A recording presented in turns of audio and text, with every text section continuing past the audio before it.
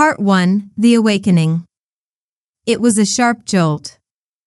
My eyes snapped open in a rush, the kind of waking that feels too sudden, too unnatural. I gasped for breath, my heart pounding in my chest as though it had been racing before I even awoke. The sheets. White. The duvet cover. Identical.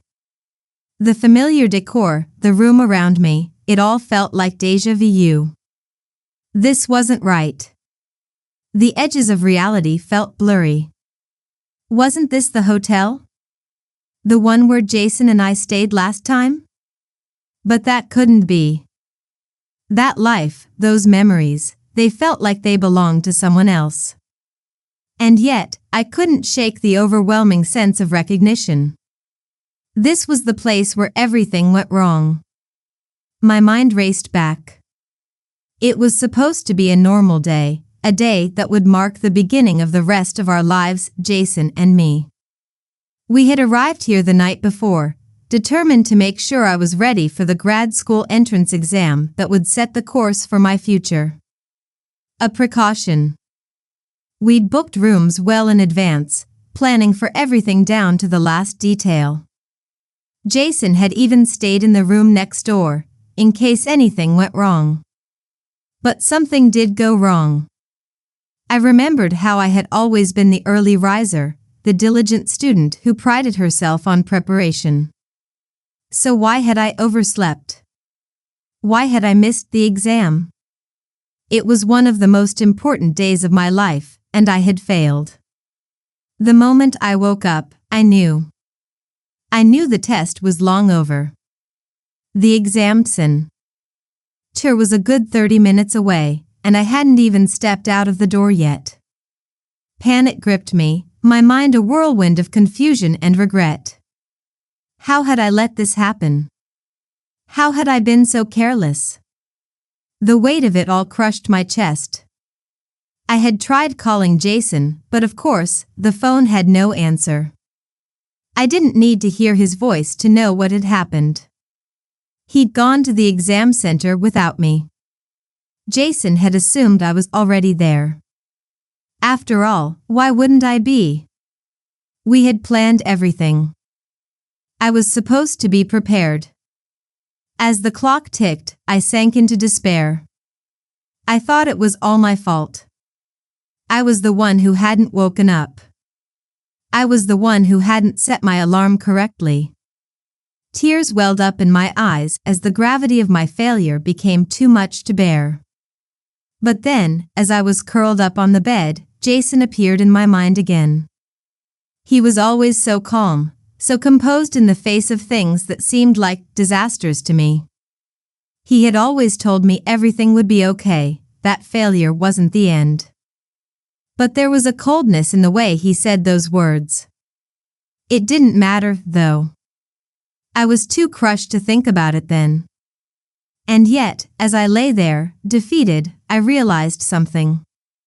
Jason had been hiding something from me. Something was wrong. The pieces of the past began to fall into place like a jigsaw puzzle, sharp and clear. That's when it happened. A deep, undeniable realization. Jason hadn't just been worried about me missing the exam. He had set the whole thing up. The truth hit me like a slap in the face. The brown sugar drink he had given me that morning was laced with something. I had been drugged, and it was no accident. He had made sure I slept in. He had made sure I missed the exam. The bitter taste of betrayal churned in my stomach. But that wasn't all. No, it wasn't just a failed exam. It was worse than that. Much worse. Jason's plan was simple, really. He wanted to make sure he would have no competition. My success threatened him, and the thought of me succeeding while he floundered terrified him. He had been playing me for years. The money I had worked so hard for had gone straight to him. While I had been saving every penny, pushing myself to the limit, he had been living off me, using me. And for what? For his own selfish gain. It wasn't just my exam he had ruined. It was my life.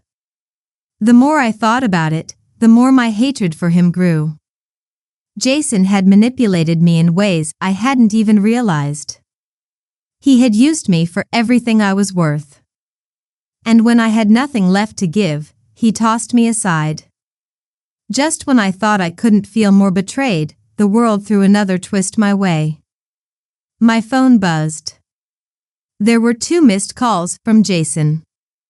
I almost laughed, bitterly. Was he really this stupid? This predictable? Of course, it was all a stage. He wanted me to believe he had tried to wake me up. But this time, something inside me had changed. I wasn't the same person anymore. The old Lena, the one who had believed in love and in trust, the one who had given Jason everything, she was gone. All that was left was a woman who had been wronged. A woman with nothing to lose. And then the truth hit me. I had been given another chance. Fate had handed me a second shot, but this time, I wouldn't let him win. This time, I would make sure Jason paid. Part 2. The calm before the storm. I had always thought that I understood Jason. He was always so convincing, so charming, and somehow, he always managed to make me feel like I was the problem. In the beginning, he was the perfect boyfriend. He would surprise me with thoughtful gestures, tell me how much he appreciated my support, and promise me that together, we could accomplish anything. I had believed every word, every lie he whispered to me. But now, it was all coming undone. The perfect image of Jason that I had built in my mind was shattering, piece by piece. My heart still ached as I lay there in that hotel room, the weight of betrayal pressing down on me like a ton of bricks. I felt nauseous, not just from the horrible realization that I had been drugged, but because I had been so blind. How could I have missed it? How could I have allowed him to manipulate me for so long? My phone buzzed again, breaking my thoughts. I checked it, and to no surprise, it was an other message from Jason. I rolled my eyes and tossed the phone aside, knowing what it would say. I'm sorry, Lena. I didn't mean to hurt you. Please talk to me. It was the same manipulative apology, the same act he had perfected over the years. I clenched my fists, feeling a surge of anger rise within me. The more I thought about it, the more disgusted I became with myself. How had I let this happen? How had I let him use me? For years, Jason had been the one who always needed something. A little extra money to get through the month. A ride to his class. A meal when he was too busy to cook. I had given him everything, believing that it was love, that I was doing the right thing. But all along, it had been a carefully constructed facade. Jason had never truly loved me. He had never cared about me. I was just a tool, a means to an end. And now, here I was, lying in this hotel room, with nothing but my anger to fuel me. I could feel the rage bubbling inside me, threatening to consume me. I wanted to scream, to throw something, to hit something, but instead, I forced myself to calm down. I needed to think, to plan. I glanced at the clock on the wall. It was already 8 a.m. The exam started at 9 o'clock, and I had only an hour to get there. I could still make it. But would I? A familiar sense of panic gripped me again. But I pushed it aside. This time, I wouldn't let anything stand in my way. With trembling hands, I grabbed my things and rushed out the door. I had never run so fast in my life, my heart pounding in my chest, my breath coming in sharp gasps. Every step felt like it could be my last, but I didn't stop. I couldn't. I had worked too hard for this, and I refused to let Jason's schemes take it all away from me. As I sprinted down the road, I could feel the sweat beading on my forehead, the cold air stinging my face. The exam center was still a good 30 minutes away, and I knew that walking wouldn't get me there in time.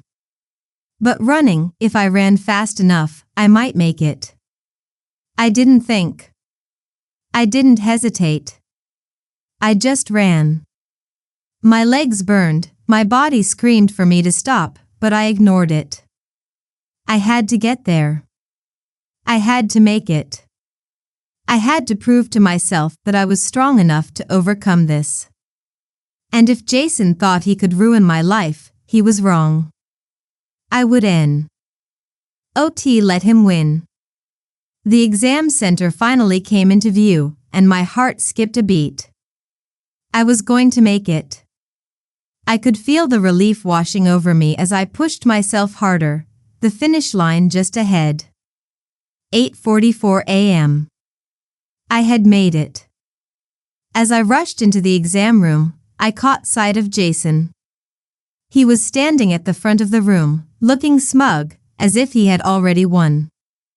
But I wasn't going to let him. Not this time. His eyes widened in shock when he saw me, and for a moment, I couldn't help but enjoy the look of surprise on his face. He had thought I wouldn't make it. He had probably believed that I would miss the exam, just like the last time. But this time, I was different. This time, I had woken up early. This time, I was in control. I took my seat at the desk, my hands still shaking from the rush. The exam papers were handed out, and I took a deep breath, trying to steady myself. But Jason's presence in the room made it difficult to concentrate. His eyes kept flicking in my direction, and I could see the unease in his face. He wasn't used to this. He wasn't used to me fighting back. I shook my head, focusing on the paper in front of me. The questions weren't hard. In fact, they were easier than I had expected.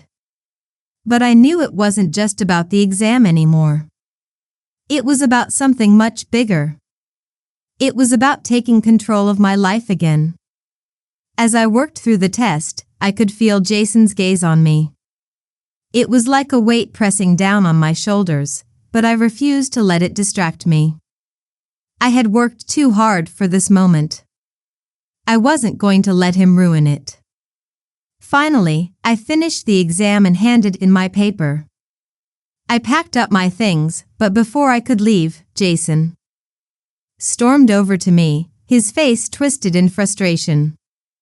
"Lena," he said, his voice sharp. "Where did you go this morning? I called you so many times. I thought you'd missed the exam. You almost missed it again." I felt a flash of anger rise up in me, but I kept my voice steady. "I live right next door to you," I said coldly. "You left without waking me up. You didn't even try. You were hoping I would miss it, weren't you?" Jason froze for a moment, his face going pale. But he quickly regained his composure, his eyes flashing with irritation. "What are you talking about?" he said, feigning confusion. "You overslept. It's your fault." I raised an eyebrow, suddenly realizing something. "You said you didn't know where I went this morning. So how would you know I overslept?" Jason's face flickered for a moment, a look of panic crossing his features before he masked it with irritation. "Lena, what are you trying to say?" I crossed my arms, staring at him with a cold, unwavering gaze. "I think you deliberately made me oversleep." Jason's eyes widened, his expression betraying him for just a moment before he quickly shifted into his usual defensive stance. "What the hell are you talking about?" he snapped. I didn't answer him. I turned and walked away, my heart pounding in my chest. This wasn't over. Not by a long shot. Jason had made a mistake, and now I had to make him pay. As I left the exam center, I felt a strange sense of calm wash over me. For the first time in a long time, I felt in control. Jason thought he could manipulate me, but he had underestimated me. This time, I was going to win. Part 3: The Struggle for Control. The cold air of the morning seemed to swirl around me, but it wasn't the chill I felt deep inside. It was a kind of heat, simmering, building, as if my whole body was gearing up for what was to come. I had no time to waste. Jason was still a threat, and I couldn't afford to let my guard down. Not for a second.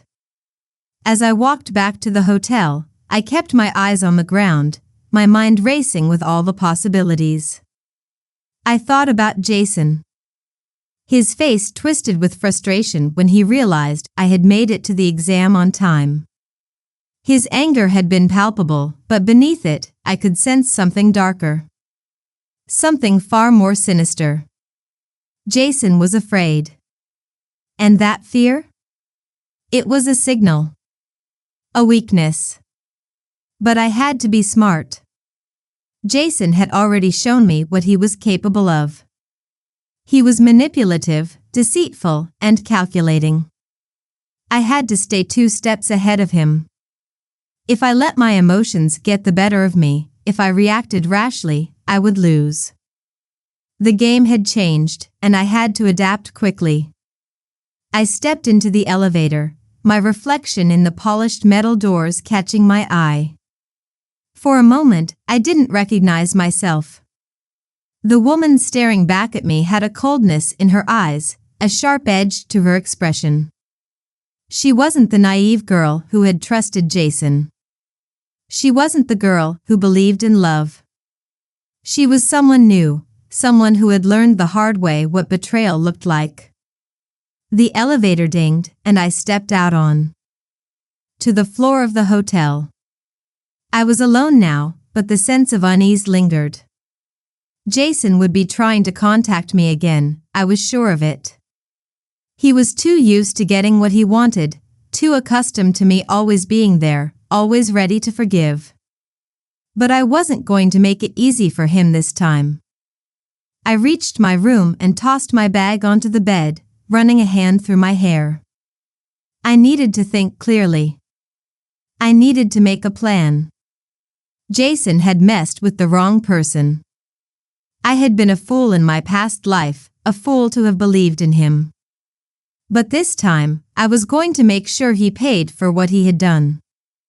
I was going to expose him, and I would make sure that he could never hurt anyone again. I sat down at the small desk in my room, pulling out my phone. There were already missed calls from Jason. I rolled my eyes. How predictable. I opened the messages, reading the same hollow apologies, the same manipulative phrases. Lena, I'm so sorry. I never meant to hurt you. I made a mistake, please forgive me. I stared at the screen, my fingers hovering over the keys. Part of me wanted to respond, to tell him off, to call him out. But I knew that would be a mistake. I needed to bide my time. I had to wait for the right moment. I wasn't going to give him the satisfaction of knowing how much he still affected me. Instead, I deleted the messages. It was time to take control. The rest of the day passed in a blur. I couldn't shake the feeling that Jason was lurking, waiting for me to slip up, for me to make a mistake. But I stayed focused. I didn't let my mind wander, didn't let my emotions take over. Every decision I made from this point forward had to be calculated, every move had to be precise. As I fell, I decided to leave the hotel. I needed a change of scenery, a chance to think without the constant reminder of Jason hanging over me. I checked out and moved to a more upscale hotel on the outskirts of town. It was quieter, more secluded. And most importantly, it was away from Jason. I knew that if I stayed in that hotel, he would keep showing up, keep trying to manipulate me. But in this new place, I would have the distance I needed to plan my next move. The first thing I did when I arrived at the new hotel was call Kiki. She had been my best friend for years, and even though we had drifted apart in my previous life, she had always been there when it mattered most. I needed her now. I needed someone I could trust. "Hey, it's me," I said when she picked up. "Are you free to talk?" "Lena? What's going on?" Kiki's voice was a mix of concern and curiosity. I could tell she was worried, and I was grateful for it. She was always straightforward and ever afraid to say what she thought, even when it wasn't what I wanted to hear. "I need your help," I said, my voice steady but serious. "It's about Jason. I think he's been sabotaging me. I need to expose him." There was a long pause on the other end of the line before Kiki responded. "I knew something was off with him. I never liked the way he treated you, Lena. But this is beyond anything I imagined." I could hear the disbelief in her voice, but I wasn't surprised. Kiki had always been sharp, and she had always seen through people's facades. She had warned me about Jason before, but I hadn't listened. Now, it was too late for regrets. I had to act. "I've already gathered some evidence," I continued. "But I need to make sure I have everything before I confront him. I want to make sure he pays for what he's done." Kiki's voice softened, her concern clear. "Lena, you have to be careful. You're dealing with someone who knows how to manipulate people. If you're not careful, he'll turn everything around and make it look like you're the bad guy." "I know," I said, my jaw tightening. "But I can't just let him get away with this. He drugged me. He's been using me. I'm done." Kiki was quiet for a moment, and when she spoke again, I could tell she was taking me seriously. "Okay. I'll help you. But we need to do this smart. If we go to the police without solid proof, they might not believe us. You need to make sure everything is in order." I nodded, even though she couldn't see me. "I know. That's why I'm waiting. I'll keep gathering evidence. And when the time is right, we'll take action." We talked for a while longer, going over the details, making sure everything was covered. When I hung up, I felt a sense of relief. Kiki had always been there for me, and now, I had her on my side again. But as the night wore on, the feeling of unease crept back. Jason wouldn't give up easily. He never had. But I wasn't the same person I had been before. I was stronger now. I wasn't going to let him control me. Jason had underestimated me. He had thought I was weak, that I would always be the one to forgive him, the one to let him back into my life. But I wasn't going to make that mistake again. I knew what I had to do. Part 4: The Hunt for Evidence. The following days felt like a blur, a mixture of tension and strategy, as I worked to keep myself calm while piecing together the remnants of Jason's deceit. I had no illusions about him anymore. Jason was not the person I had once thought him to be. He wasn't a misguided boyfriend who could be reasoned with. He was a master manipulator, someone who would stop at nothing to get what he wanted, and in this life, I would not let him succeed. I had already taken the first step, distancing myself. I knew I had to keep him at arm's length, but I couldn't afford to make it obvious. He had to believe I was still the same person I had been in my past life, someone he could easily deceive, someone he could continue to control. If he thought I had given up or forgiven him, it would be all too easy for him to slip back into my life. But this time, I wasn't the naive girl he had taken advantage of. I spent my days preparing for the grad school interview, reviewing every detail of the material, brushing up on my English skills, and making sure I would be ready for any questions thrown at me. My mind stayed focused, even as I felt the weight of Jason's presence lurking around me, trying to sabotage my every step. But I refused to let him break me again. Not this time. Each time I went out for a walk or grabbed a coffee, I kept my eyes peeled, knowing that Jason would try to contact me again. It had only been a few days since I had made it to the exam center, but already, I could sense his desperation. He had to know I was onto him. And if he thought I would let this slide, he was gravely mistaken. The next time I went out, I saw him waiting near the entrance of the hotel. He wasn't even trying to hide his intentions anymore. He had grown bolder. His face twisted into a mask of fake concern when he saw me. "Lena," he called out, rushing toward me. "Hey, I've been trying to reach you. Are you okay? You haven't been answering my calls. What's going on?" I stopped in my tracks, my heart pounding in my chest. I didn't want to deal with him, but I couldn't ignore him now. I had to keep the game going. I couldn't let him think I was too suspicious, not yet. So I forced a calm smile and met his gaze.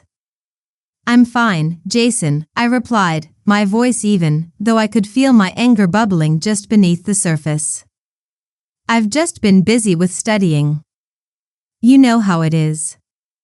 Jason's eyes flickered with what I could only describe as anxiety. He didn't know how to handle this. He didn't know what to do when I wasn't reacting the way he expected. "I get it," he said, his voice faltering. "I just wanted to apologize again for what happened that morning. I should have knocked harder. I never meant for you to miss the exam. I was just worried." "Worried?" I almost laughed, but I bit my tongue. The lie was so transparent, so hollow. I could hear the manipulation in every word he said.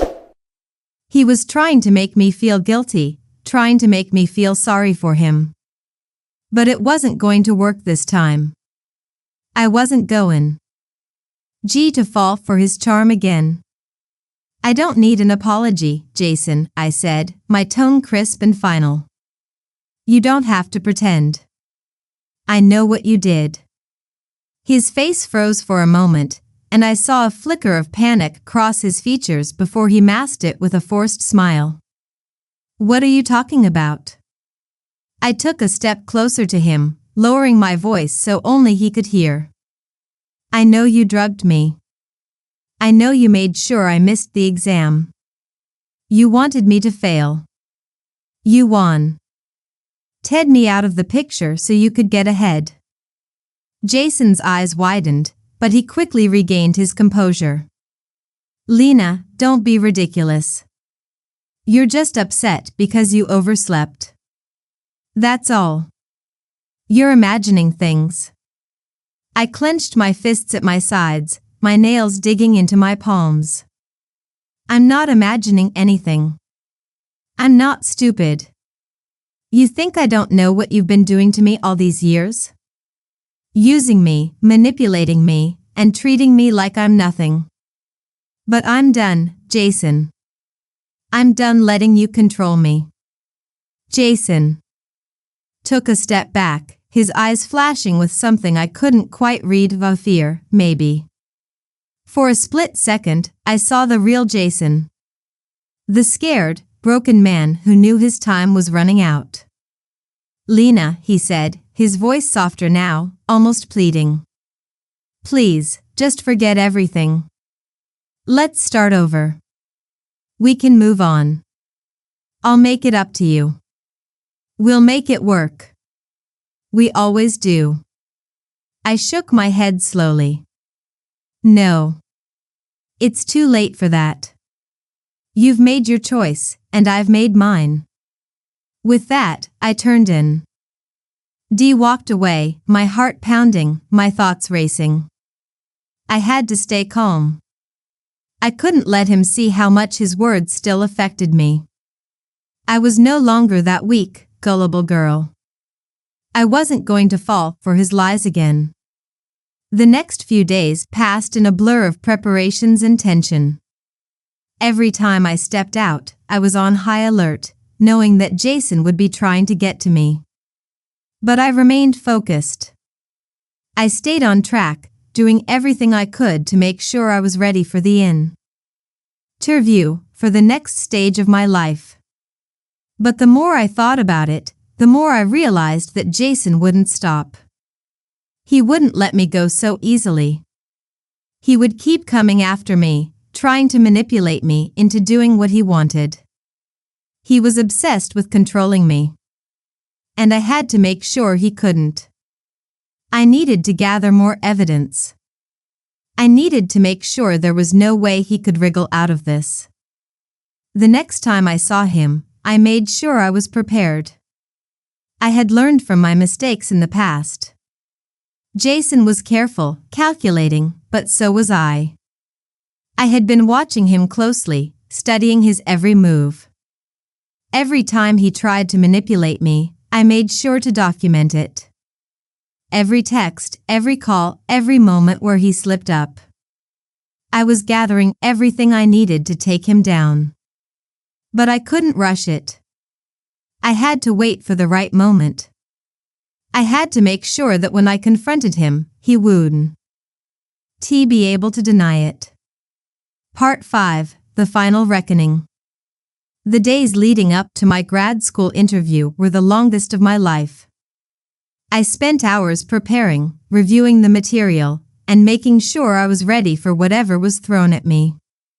But no matter how much I focused on the exam, no matter how much I tried to shut him out, Jason was always there.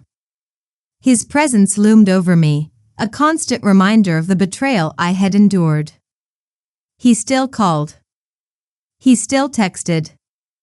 His messages became increasing. Desperate, increasingly manipulative. I miss you, Lena, they said. We can fix this. Let's make it work. But every time I saw his name pop up on my phone, I felt a wave of disgust wash over me. I wasn't the same person anymore. The girl who would have fallen for his sweet words, the girl who would have forgiven him time and time again, she was gone. And in her place stood someone stronger. Someone determined. But Jason hadn't given up. He was relentless. And with every phone call, every message, he unknowingly made it easier for me to build my case against him. Every time he tried to manipulate me, I documented it. Every call, every attempt to make me doubt myself, I recorded it. And soon, I had more than enough evidence to bring him down for good. The day of my interview finally arrived, and I felt more confident than I had in a long time. I had worked hard for this moment, and I wasn't going to let Jason, or anyone, take it away from me. But before I left for the interview, I knew I had to face him one last time. I wasn't going to confront him in person. No, I had something much bigger planned. I reached into my bag and pulled out the final piece of my strategy, a letter. The letter would serve as the evidence I needed. It was a detailed account of everything Jason had done, every lie, every manipulation, every time he had used me for his own gain. It wasn't just about what happened this time, it was about everything. How he had drugged me to make sure I missed the exam in my past life, how he had taken my money, how he had destroyed my self-esteem.